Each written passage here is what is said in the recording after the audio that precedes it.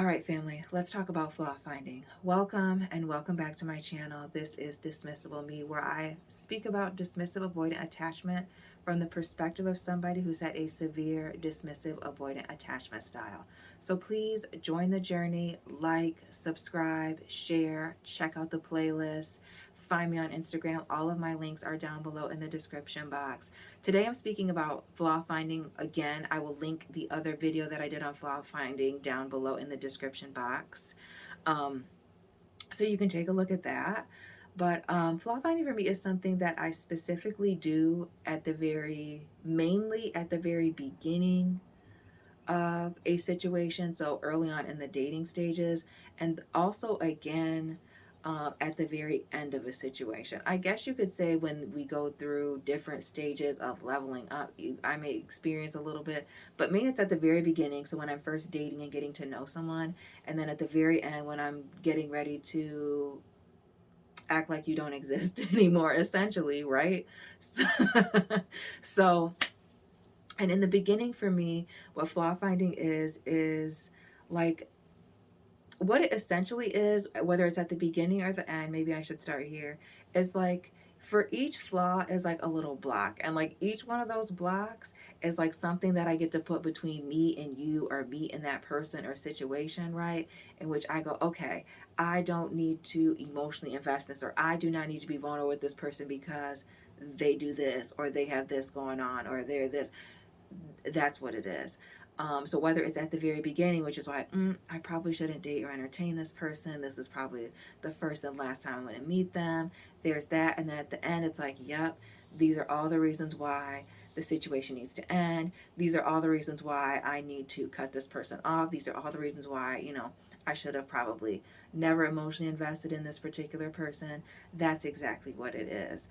As somebody who's secure and leaning very dismissive avoidant, this is why growth matters. Is it something that I do now? I had somebody ask that under another video, somebody who was new, shout out to you. Yes, but I'm also somebody who can be a perfectionist at times, which is a massive flaw of mine. And I think this even has to do with things outside of my attachment style, but I can be extremely critical. And I feel like that's just a part of that. So how is it still affecting me now? I mean, yes, I'm still very critical person. But do I express these criticisms? Am I aware when I'm flaw finding? Yes.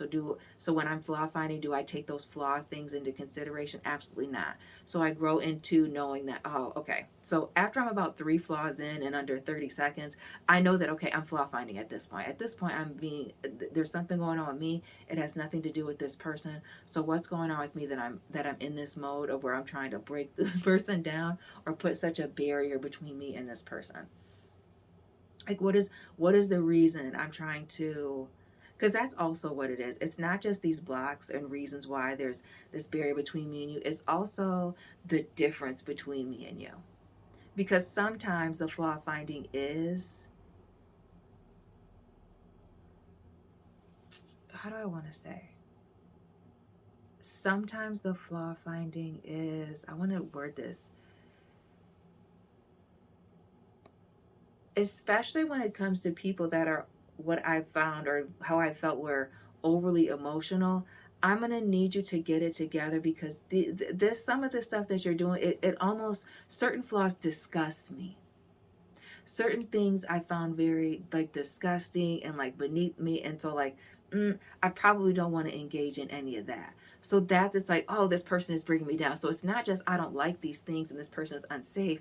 You might even be a person who's bringing me down, who's pulling me down. Like, I can't get caught up in that.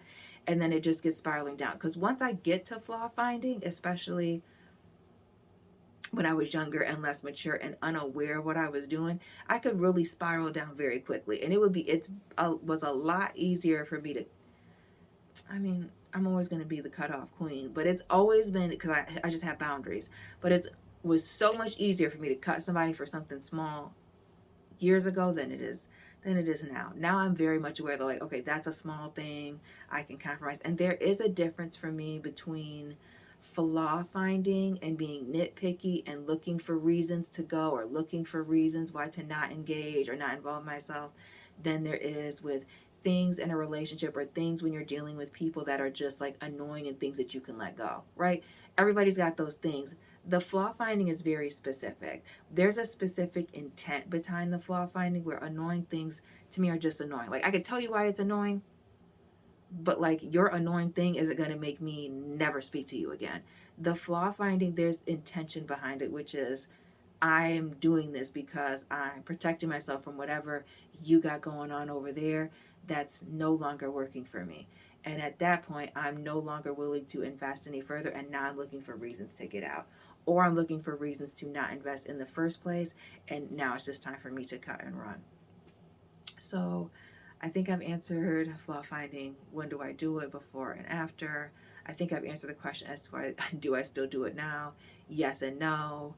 I'm just aware of what I'm doing, so then I curb it and stop it before it even really gets started.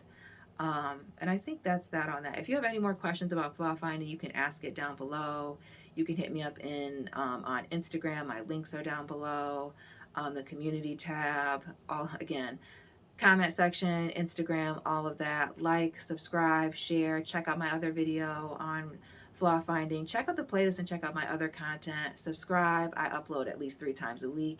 And family, I will be tapping with you very soon. Thank you so much for watching. Keep it real.